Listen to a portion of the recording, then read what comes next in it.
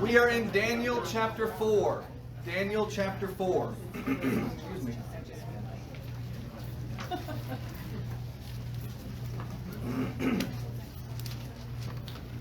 So Daniel 4 it's not specifically clear. I'm sure somebody has it figured out, and I don't know it exactly how far removed from chapter 3 we are. It is chronologically. It is the next chapter.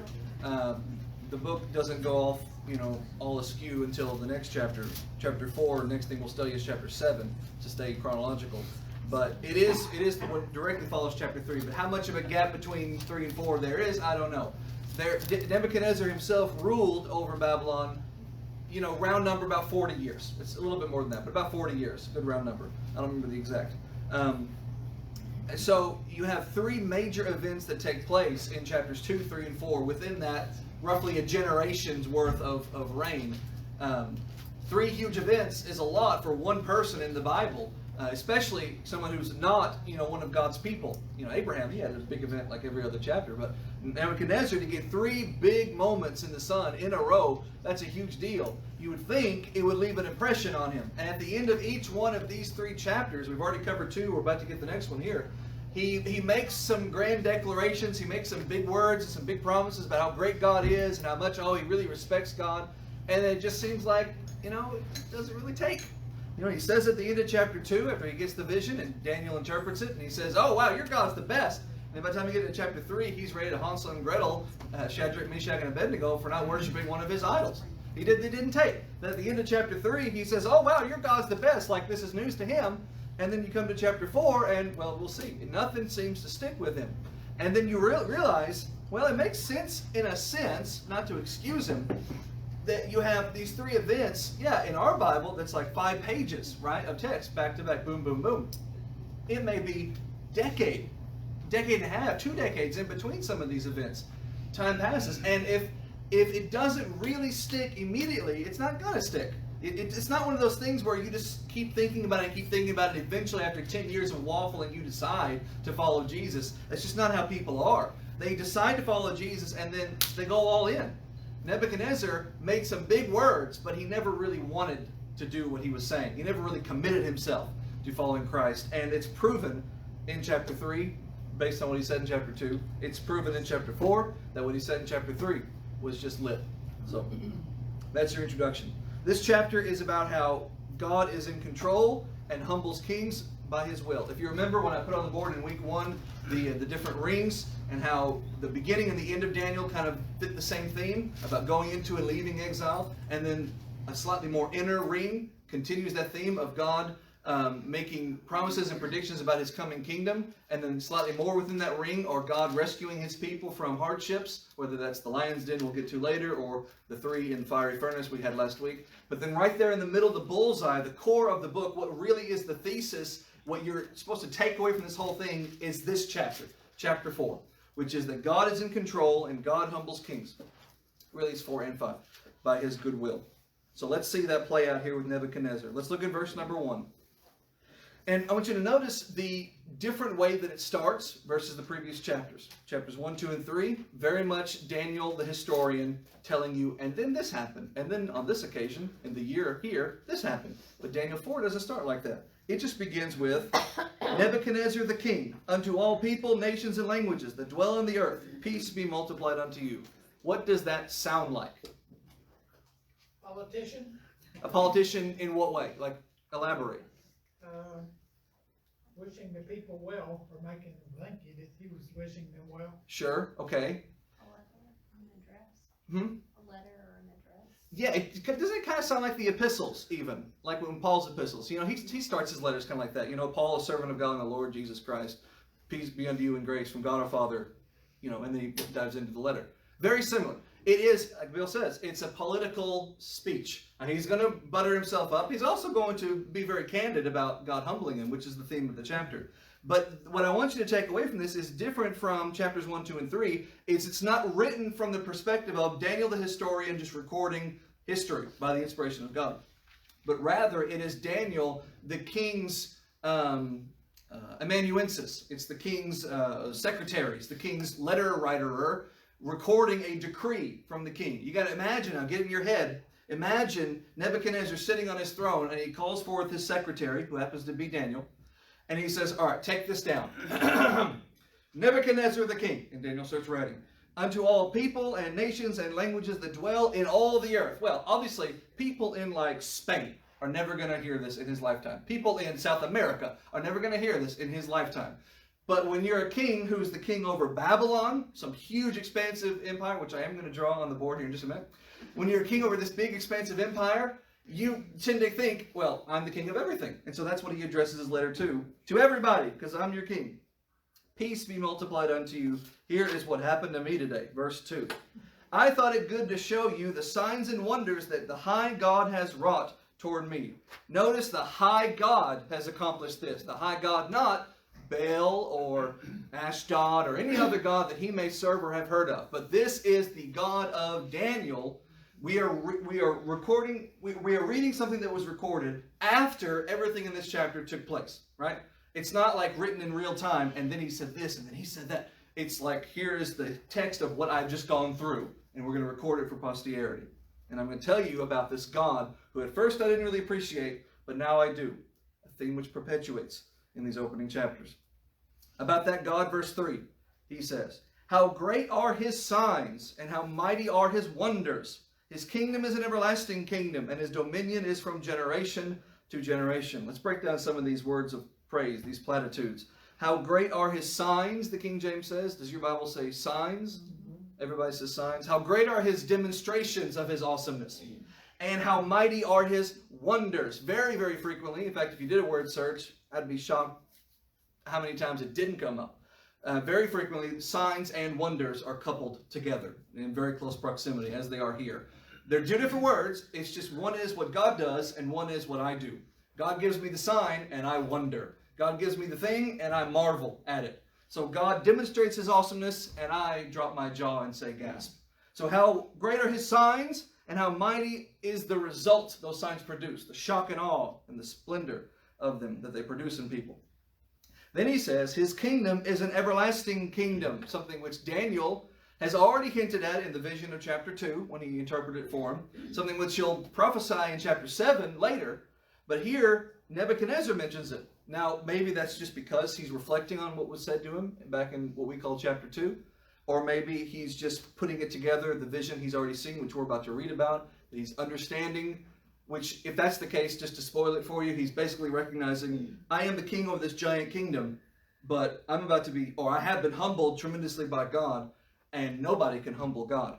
And he is the king over a kingdom that can never be humbled, that will never be cut down, whose growth will only increase and will never be cut, as mine's going to be, or has been. Remember, right in this past tense. Matthew, Yes. in verse 2, where he says, Most High God has worked for me, is he still trying to get a little bit of credit for this? I don't think in this case he is, because remember, we're reading this after the fact. He's been humbled, all right? So I think all he's saying is, I want to show you what God has accomplished, what God has done to me. And what, if you keep reading, it's very clear, and he writes in his own words, he is humbled and put in his place very, very, profoundly. So I think it's more just him saying, look what God did to me.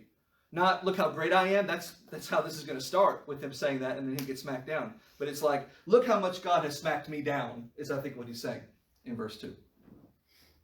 All right, verse 3 again. How great are his signs, mighty are his wonders. His kingdom is everlasting. His dominion, the expanse of his power and authority, his rule, his reign, is from generation to generation. In other words, Nebuchadnezzar, who, though he doesn't know this, is going to rule for about a generation and then die. And then someone else will pick up his domain and make it his own domain. But God just keeps on living. It's one of those things that makes him God. He just keeps on going. So his domain, if God has a kingdom, once God decides, I'm going to be king, who could ever unseat him?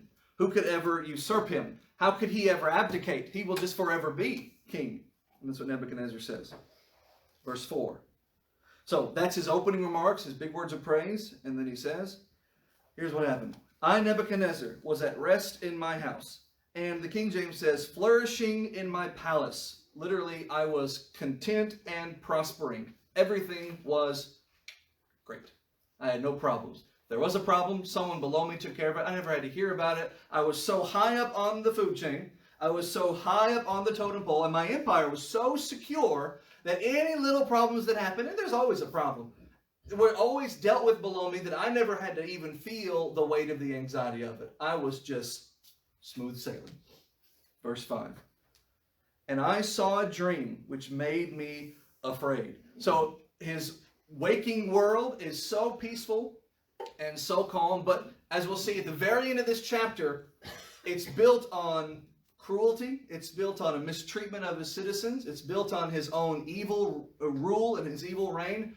But from his perspective, it's fine. Below him is all kinds of misery, but he's feeling fine. So how do you make a king who is so powerful and has built up a pyramid so secure that he's at the capstone and everything's fine above him or around him? How do you humble him? A man could not do it, so God has to do it. And how does God do it? When he's at his most vulnerable, when he's asleep. I saw a dream which made me afraid. He's not afraid when he's awake, but at night the Lord gets him. And the thoughts upon my bed and the visions of my head troubled me. Troubled the external effect of fear. He had, when you're afraid, you get shortness of breath, you get cold sweats, you start to feel your heartbeat race. And then the king made him, or the king was afraid. God made him afraid. The internal effects: paranoia, anxiety, wondering what's real, what's not, what's happening, what's not. What does all this mean? As we're about to get to. Verse 6.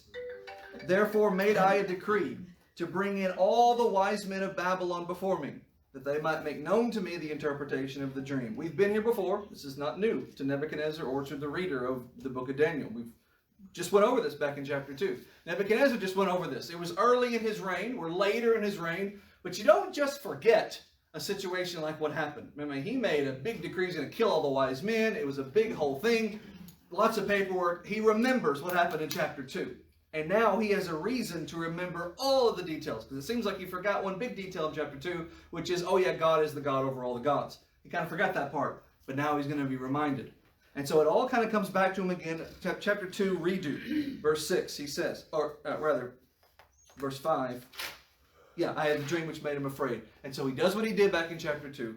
Read verse 6 with me. Therefore I made a decree to all the wise men of Babylon before me, that they might make known to me the interpretation of the dream. You would think that he maybe would have learned his lesson from chapter 2, where he brought those wise men in and they fell flat on their face and couldn't do anything for him, so he had to go get Daniel. You think he would have skipped right to Daniel, especially because after what happened in chapter 2, that's why he promoted Daniel. That's why he gave him the job he did. You're going to be the head over the Magi. So why would you not go straight to him? I don't know the answer to that question. I do know he falls back on his old habit. He falls back on what's convenient. Maybe that's the answer. And he calls in his wise men. You notice here, he doesn't tell them, tell me the dream, like he did in chapter 2. He doesn't play that game. I don't know if he deliberately remembers. Well, these guys can't even tell me. So I'll just cut to the chase and tell them. If he just forgot that part, or if he was just so panicked and so worried about it that he didn't even want to play the game of, do you know what I dreamed or not? I'm just going to tell you, and you tell me anything. Just give me anything that might be of some comfort. Because, look, I don't know Nebuchadnezzar. I never met the guy. Probably never will. But he strikes me as the kind of person who is not mentally stable. But I want to believe that somewhere in there is at least a kernel of sanity where he can realize these guys that work for me, their only job is just to tell me what I want to hear, which is like 90% of the people who work for someone that powerful. It's just yes men all the way down. And so he probably has to somewhere in his mind be thinking, I'll bring these guys in, I'll tell them what I dreamed, and they'll tell me, hush little baby, don't say a word, it's all going to be okay. It just means you're the best, dog. I'll see you tomorrow. Okay, I can sleep. That's what he wants. But that's not what he's going to get. So let's see that. Verse 7. Then came in the magicians, astrologers, Chaldeans, and soothsayers, and I told the dream before them, but they could not make known to me the interpretation. They did not make known to me, big distinction, the interpretation thereof. He invites the same group of yahoos he did before, astrologers, or rather magicians, people who work cons and sleights of hand. Astrologers, people who read the stars to divine signs. Chaldeans, your standard wise old men for whom you get counsel. And soothsayers, palm readers, let me tell you your fortune and future. So your standard generic run-of-the-mill wise people. And he tells them the dream. Here's everything about the dream, which we haven't read yet. We're going to get there. And all they do is stand there. And the important phrase is not, they were not able. He doesn't say they could not. He says they simply did not tell me. the interpretation of the dream. I told them what I dreamed. They seemed to get it, and nobody said a word. Which, if I'm the king, that's going to freak me out a little bit. Verse 8. And at the last, Daniel came in before me, whose name was Belteshazzar, according to the name of my God. The man's not a converted person, okay? Let's all recognize that. Well, let's finish the verse.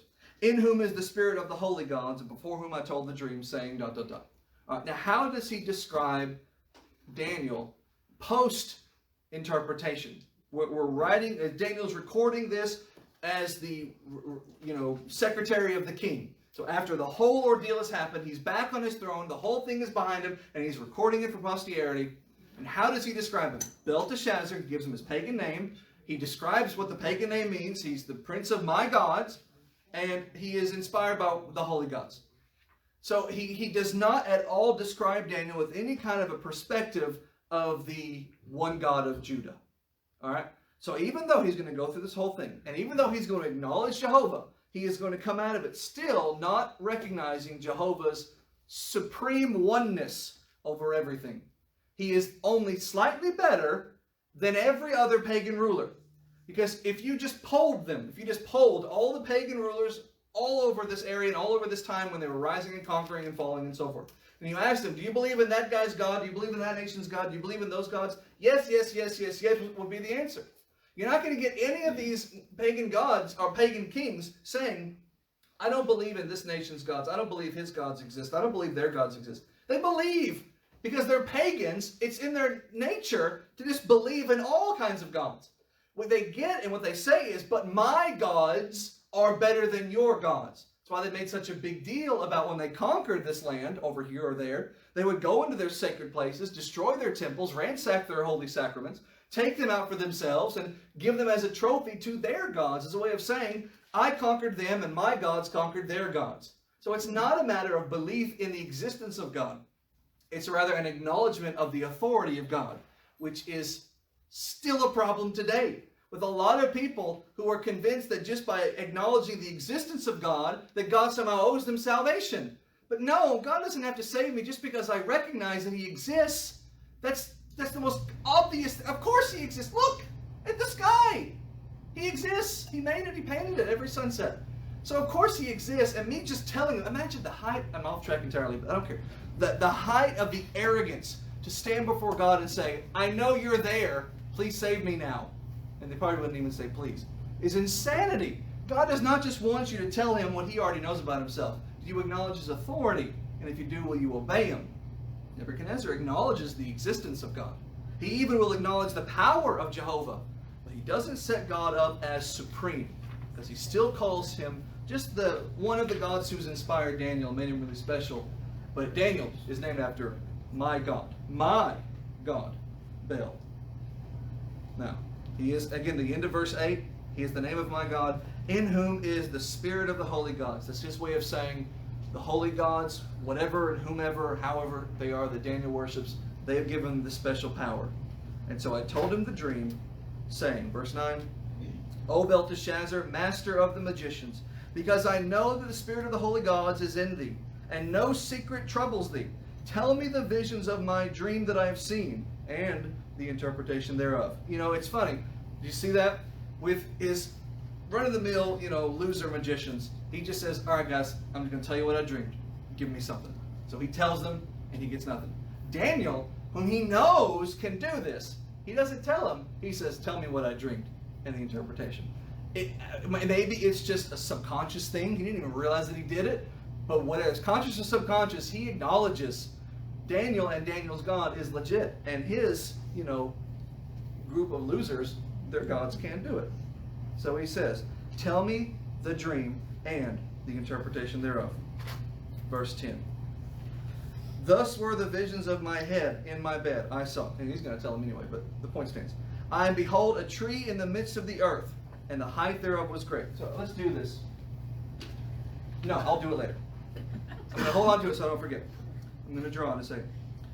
The tree grew and was strong, and the height thereof reached unto heaven. That word means the sky. Does everyone's Bible say heaven in verse 11? Sky. It says sky? Good. That's the better word. It doesn't mean the place where God lives. He reaches up to the sky. Big, big, big tree. And the side of it was to the end of all the earth. That does not mean that the people back then believed in a flat earth with four corners and everything. It just means wherever you are, this tree was so big you could see it. Which obviously on a spheroid is impossible. Because if the tree is here and I'm down here, I'm not seeing it. But it's a vision, it's a metaphor. It's saturated with metaphor. Anywho, verse 12. The leaves of the tree were fair, the fruit thereof much, lots of fruit. And in it was meat for all. Who was the all? Well, the beasts of the field had shadow under, the fowls of the birds, the fowls of the heaven, sky, dwelt in the branches thereof, and all the flesh, all animals were fed from it. 13. I'm not going to give you the interpretation until we get there. Just read it. 13. I saw in the visions of my head upon my bed, and behold, a watcher and a holy one came down from heaven. The King James says, a watcher and a holy one. What does your Bible say? Messenger. What do you got? Messenger. Messenger. Does anybody have the word holy in theirs? What do you have? I do. What does it I say? got the English Standard Version. It says, behold, a watcher, a holy one came down from heaven. Alright, so even in that phraseology, it's one being, just described in two ways. Not a watcher, and also there was two different, it's one being described here as a watcher and a holy one. I think that's what yours says. And what is a different translation? Is that basically it? Alright. So in the LXX, the Septuagint, which is the Greek translation of the Hebrew Bible, which Jesus used, so it's obviously bona fide. It translates this as just a watchful angel, or another way to put it, an angel whose job was to be a watchman. An angel whose job, and a watchman is not just a guy who watches, or an angel who watches. A watchman is also one who sees and then responds with a shout, a herald of some kind, someone who will proclaim, I see it, and then I tell what I've seen. That's a watchman. All right. So here's an angel who's doing the job of a watchman. Well, we're coming in and we're meeting this angel having already done the watching, and now he's doing the saying. He's going to say something. He's going to make a decree. He's going to order a command, and then he's also going to say a big statement. So that's what you're reading here. An angel whose job was to be a watchman, herald of some kind. Come down from heaven. Come out of the sky, which in this case is also heaven. Verse 14. He cried aloud, that's his job, and said thus, cut down the tree, and cut off its branches, and shake its leaves, and scatter its fruit, and let the beasts get away from under it, and the fowls from its branches. So, we're watching this tree, which we don't see it grow, it's just a tree is big, and it gets even bigger. It was already big. We're not watching it from sapling. We're seeing this tree that's so massive, everyone can see it. And we're seeing all of its fruit. It's like we're just slowly admiring it piece by piece. We see how big it is. We see how far reaching it is. We see all the animals that rest in its shadow. We see the fruit that feeds it. We see the birds that are nesting within it. It's just the best tree you could ever imagine. And then out of right field comes this angel, and it's got this message that says, cut it down. Now, have you ever had a dream where you didn't understand what was going on, but you felt uneasy? Like, have you ever had the dream where you didn't know it was a nightmare until it was a nightmare?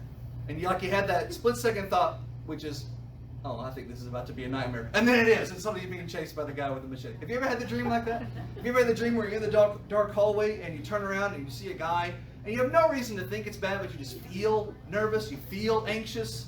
Okay? You ever had the dream where you just know it's not good without understanding it? Nebuchadnezzar is looking at this thing, which for all indications should make him feel good. It's this wonderful tree that's happy and serving everything.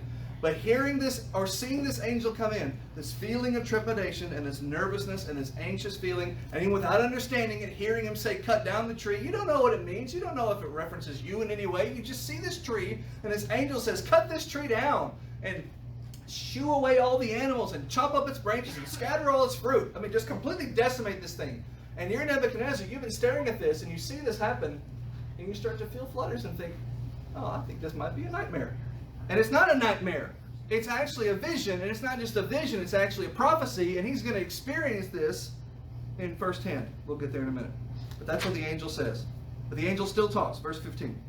Still speaking, the angel says, nevertheless, leave the stump of its roots in the earth, even with a band of iron and brass, in the tender grass of the field, and let it be wet with the dew of heaven, and let his portion be with the beasts in the grass of the earth. Go back to the beginning of this verse. There's a lot to unpack here.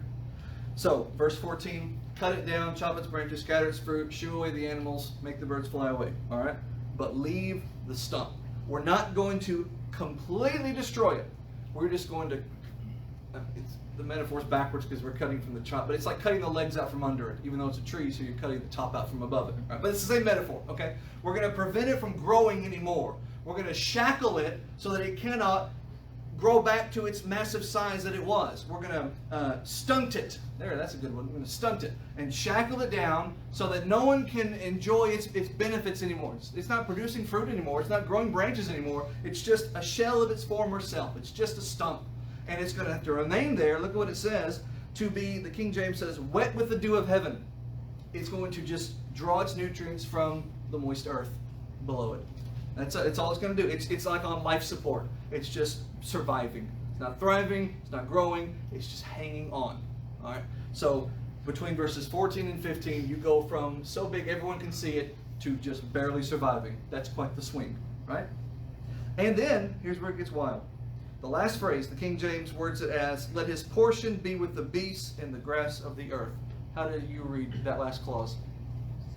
Let him graze with the beasts on the grass here. Let him graze. Now, please, Margaret, please tell us, the class, how does a tree graze? Well, he's not going to be a tree. That's the simplest answer is the correct one. It's not a tree anymore. It was a tree. Have you ever had the dream where the tree turned into a cow? Surely we've all had that one, right? That's this dream. I'm looking at this tree. I'm hearing the angel say, chop it up, slice it down, throw it away, whatever. Shackle it. Let it draw its nutrients from the ground. And then, suddenly, nope, now it's a cow. Let it graze with the rest of the cows. Well, we'll see. It's not specifically actually a cow. But that's the closest approximation to how this promise is going to be fulfilled. But I can't even fathom what Nebuchadnezzar is seeing. This is just the text. This is just the phrasing. And even that is mind-blowing. 16. We're not done. The angel still talks. Let his heart be changed from man's, and let a beast's heart be given unto him. You know, it's no longer an it, it's no longer a tree, now it's a person. Until it 7 times pass over him. This, without being given the interpretation yet, we're given the clues that this tree ain't just a tree, right? Now, you don't have to be Freud to know this tree represents something, and it's a him. It's a person who is going to have its heart, its mind, which is what the heart is in your Bible, let its mind be changed to an animal's mind, and let it exist in this state until 7 times. Does everyone's Bible say 7 times? Does anybody's Bible say 7 years? 7 periods. Periods? Yes, 7 periods. 7 seasons? But does anyone say years? Okay, good. You'd be surprised though how many interpretations jump and presume years. But we may get there next week. But when we get to the end of this, there's no historical reason to conclude this is years. Okay? Doesn't mean that the phrase could not have been interpreted that way. But when you look at the surrounding context, there's no reason to think it does mean years. What does it mean? Well, all we're given right now is just 7 periods, 7 units, 7 blocks of measurement. What that is, we'll find out. We haven't interpreted yet. The angel's still talking. This matter is by the decree of the watchers, and the demand by the word of the holy ones, to the intent that the living may know that the Most High rules in the kingdom of men and gives it to whomsoever he will, and sets up over it the basest of men. All right, mouthy, wordy verse. Let's break this down into 2 parts. The first part of verse 17, this matter is by the decree of the watchers and the demand by the holy ones. What does your Bible say? The sentence. I go, the sentence is by the decree of the watchers, the decision by the word of the holy ones. All right, that's parallelism, which is where you say the same thing in 2 different ways, for emphasis sake. Right? Sentence is like judgment. Decision, judgment. All right? Here's this tree, it's been cut down, it's been shackled, it's going to now suddenly become an animal-like thing that's going to graze for 7 periods. And that is a judgment and a punishment rendered for crimes committed. All right, that's a judgment by a judge. And who's the judge? The Most High. And why is the judgment being given? Well, we see from whom it's being given, the heralds of the king. Well, who is the king? The Most High, who rules over supreme in comparison to the kingdoms of men. And he gives what? Kingdoms to whomsoever he will. Now, I haven't even gotten the interpretation yet. And already I'm putting it together. which tells me I now get why Nebuchadnezzar's yahoos, who typically couldn't interpret, Twin Peaks, much less the visions of Nebuchadnezzar, why they immediately said, I don't think I'm going to take this one. Because even they were able to put together what was going on here. They may not have understood all the little particulars, but they heard what we're hearing, which is, I saw this big tree, an angel said, cut it down, and it says, I'm doing this so that you will know that the Most High gives kingdoms to whomever he wills. And I'm thinking, well, here's my boss. He's a king, pretty arrogant, doesn't really respect the Most High, is big and vast in his power, like a tree, being cut down, being put in his place. Yeah, I'm not going to tell him what this dream means, because I'm here to give him good news. So that's why, when he told them, none of them were willing to say anything, because even they understood the interpretation. This one's not hard. This one's easy. Like when Bill Gates says, I'm trying to work on why toilets stink and what we can do about it. Well, toilets stink because we poop in them, Bill Gates. This one's not hard, right? I don't know why he's working on that one. We have a debt crisis, but that's what he's working on. But it's like Nebuchadnezzar, it's got this vision, and there must be some grand explanation. No, the simplest one's the correct one. You're a big tree, and you're about to be cut down. That's what he's saying here. It's obvious just by reading verse 17. And verse 17 is the central, like when you have those circles and you go to the middle of chapters 4 and 5, the exact middle of that bullseye is 4:17. This is what this book is about. Now, from Nebuchadnezzar's perspective, he is learning this lesson the hard way, that God is in control, that God rules over the kingdoms. Okay. But Nebuchadnezzar is going to be dead in about 40 years, right? So that's it. It's being written down for me 2,500 years later to remember that God is still in control. No matter what government I'm under, no matter what kingdom I live in, no matter what empire or emperor I have to be under the thumb of, God is the one in control. And if he can humble Nebuchadnezzar, whose reign and power was so vast, it was like a tree that the branches reached to all the earth. If God could cut that tree down, if I'm safe in God, I don't need to worry who's the king in power. That's the lesson. That's this verse 17. That's the thesis statement of the whole book. So this is being done so that you may know the Most High rules in the kingdoms of men, and that he gives those kingdoms to whomsoever he wills, and sets up that kingdom over the basest. He gives kingdoms and provides for the humblest, not the arrogant, the basest of them. I have lowliest. Yeah, lowliest, humblest, Humble, yeah. basest is the idea. Draw the tree for us. I'll get in there. When I get to the interpretation. Somebody's eager for Bob Ross time. Verse 18. This dream I, Nebuchadnezzar, king, have seen. Now you, O Belteshazzar, declare the interpretation thereof. For as much as all the wise men of my kingdom were not able to make known to me the interpretation, but you are able, for the spirit of the holy gods is in you. I would quibble with this phrasing. Your wise men could, your wise men chose not to. And we're going to see that play out here with Daniel. Because he tells the dream to Daniel, and he says, I know you know it, so tell me. He thinks his wise men didn't say it because they didn't know it. But let's notice the reaction of Daniel. Verse 19. Then Daniel, whose name was Belteshazzar, was, the King James says, astonied. Not astonished, astonied. What does your Bible say? Appalled. Appalled? Dismayed. Yeah. Gobsmacked. He was so shocked with horror struck, that he couldn't speak. Right? It's not just startled or surprised, but it carries with it the connotation of I can't even speak. I'm so shocked by this. All right. And he was like that upon hearing the vision for 1 hour, and his thoughts troubled him. So the king spoke and said to him, Belteshazzar, don't let the dream or the interpretation trouble you. It's easy for you to say. It ain't about Daniel. It's about you. You're the one who's going to hear this vision. I'm the one who's going to tell it. Belteshazzar answered and said, the King James translation really butchers the phrasing here. But it says, my Lord, the dream be to them that hate thee, and the interpretation thereof to your enemies. Which makes it sound like he's saying your dream is about your enemies. He's not. He's saying, I wish your dream was about your enemies. I wish I could say that everything you dreamed about was about your enemies. But it's not about them. It's about you. But if it was about your enemies, then it'd be a good dream. Because you want the worst for your enemies. Unfortunately, it's about you. So, get ready for that. What does your Bible say at the end of verse 19? To thine adversaries. Yeah.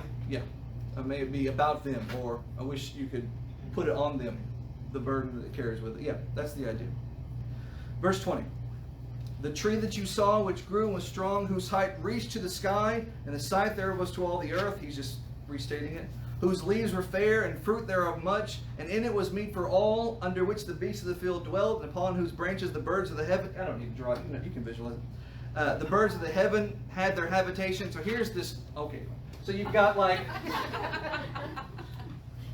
that, right? You got your islands here, you know, like that. All right, Nile River. All right, so you got India. All right, that. You got Black Sea, Caspian Sea. With darker pants. Okay. So that's a tree? No, it's not a tree. Keep up. This is the world. All right. Horn of Africa. This is the world as far as Nebuchadnezzar is concerned. Horn of Africa, Egypt, Nile, Mediterranean, Black Sea, Caspian Sea, Arabia, Judea, Babylon. All right. So you see a tree. Oh, I see it. Well, thank you. See, that's all. I see. These branches are so big, they stretch out. I should have done this in multiple colors. They stretch out all the way as far as the world can see it. So if I'm a dude here, I'm feeling the influence of Nebuchadnezzar. If I'm over here, I'm feeling the influence of Nebuchadnezzar. If I'm down here, I feel the influence of Nebuchadnezzar. The extent of his branches, the shade that it produces, stretches over the world, which as far as they're concerned, is the extent of this marker board. Right? So it's big and it provides fruit. But I want you to note, it's not written from the perspective of this being a bad thing. It is a bad thing because the guy is bad. What he's doing with it is bad. But the potential is there for much good. It's described at first in a good sense. It produces fruit for all these animals. It produces shade for all these animals. It produces a home for all the birds of these animals. Everybody's benefiting. Everybody's prospering. What we won't see until the end of this is a lot of people, particularly the poor, are suffering. And it is to the poor that God speaks and addresses concerning Nebuchadnezzar's abuse of his power. But that's at the end of this.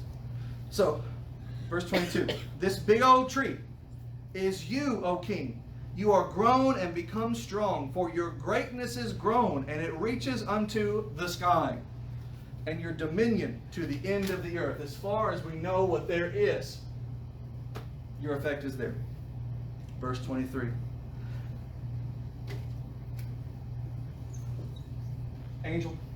And whereas you saw a watcher and a holy one come down from heaven. I won't draw a chainsaw because it doesn't have one. He yells for one.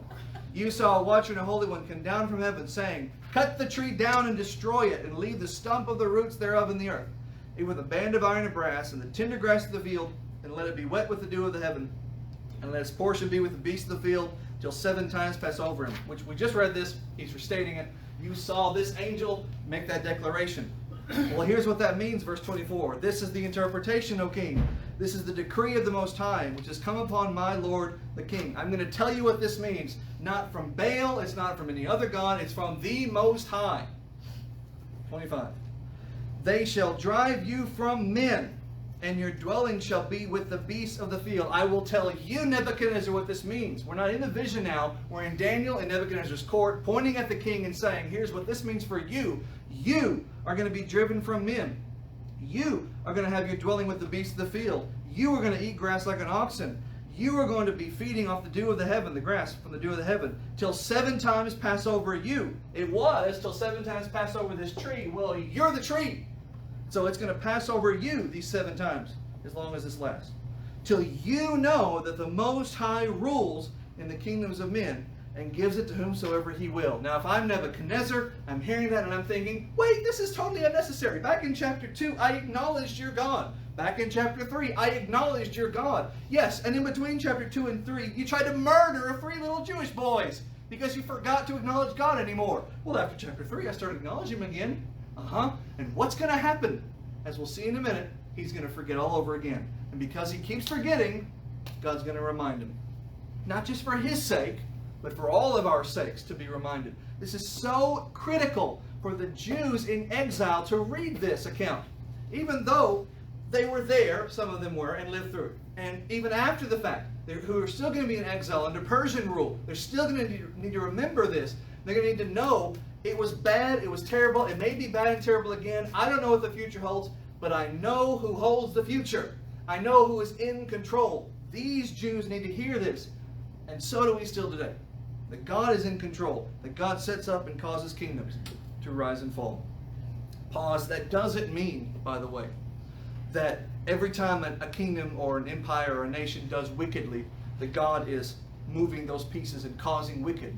God is not the cause of wickedness. What it means is two things. Big picture, when the kingdom rises and falls, God's will is being done. He is using that for his will. And when a kingdom or a nation or whomever does wickedly, God's not causing that wickedness, but God will use that wickedness to do his good.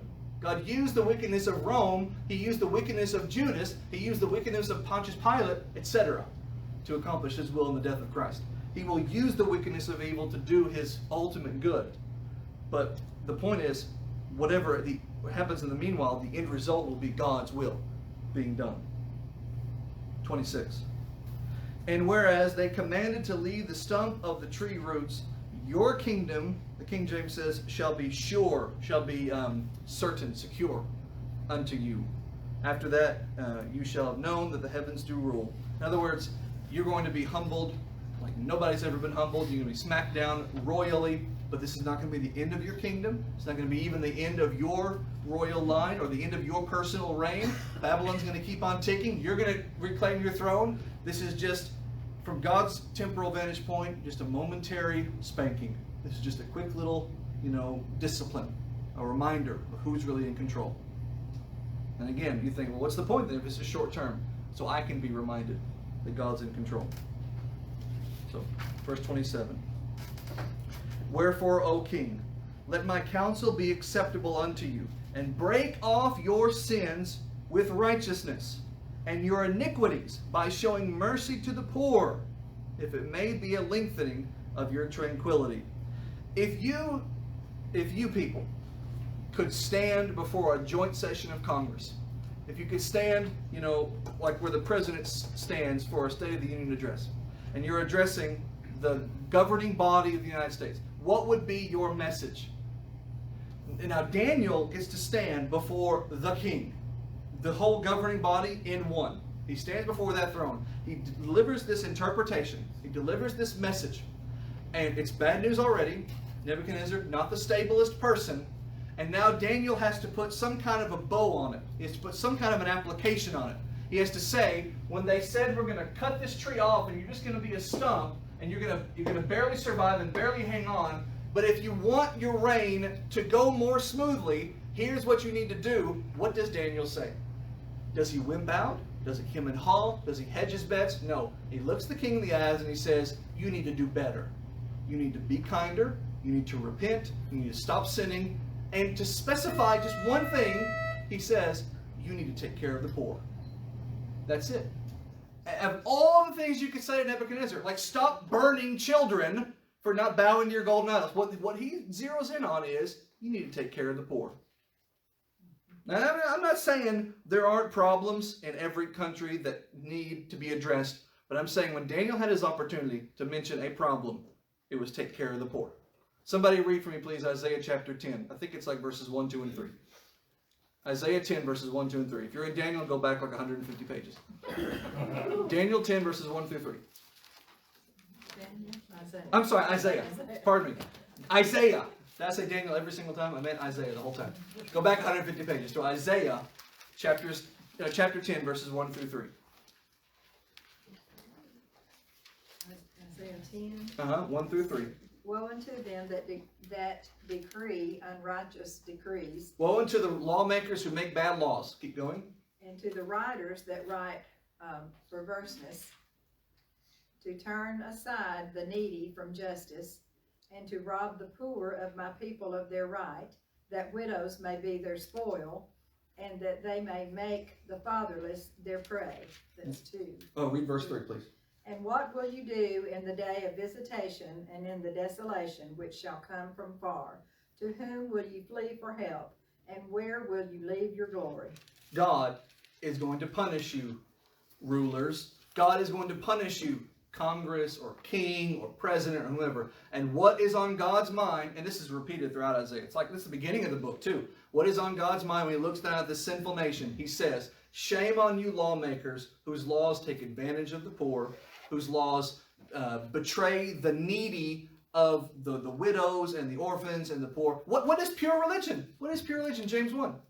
Pure religion and undefiled before God is this, to visit the fatherless and the widows in their afflictions, and to keep oneself unspotted from all the world. Well, how do I keep myself unspotted? By doing righteous things. And what's the one thing that James zeroes in on? What is pure religion? To take care of the fatherless and the widows, to seek out those who are in need, typically the poor among us. And that's what Daniel says here. Daniel 4, verse 27. He says, Nebuchadnezzar, if you want to have some tranquility, if you want to have peace and not be cut off like this, do better with your reign. Verse 29. 12 months later, the clock spins. He walked in the palace of the king of Babylon, Nebuchadnezzar did. And the king spoke and said, if he had suspenders, he would have popped them. And he said, boy, isn't Babylon great? And I've built for the house of the kingdom by my might of my power and for the honor of my majesty, my. Look how great this place is. And it's all because of me.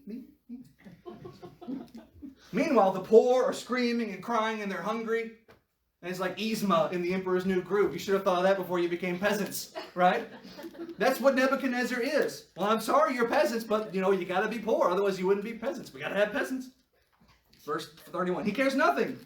And while he is saying this, mind you, this is in his mind, okay? He's just thinking to himself, aren't I just the best? He's walking and he's strutting and he's thinking to himself. And while the word is in the king's mouth, before he says it, there fell a voice from heaven saying, O King Nebuchadnezzar, to you it is spoken. The kingdom is departed from you. In other words, you just lost your job. For a time, 7, you'll get it back. But for right now, we're going to take a time out. Now, if I'm Nebuchadnezzar, it's been a whole year. And nothing's happened. God hasn't done anything. There's been no punishment. The whole dream is forgotten. Because of course it is. It was forgotten after chapter 2, which led him to start murdering people in chapter 3. It was forgotten in chapter 3, which led him here in chapter 4 to strut around thinking he's the bee's knees and God doesn't even exist.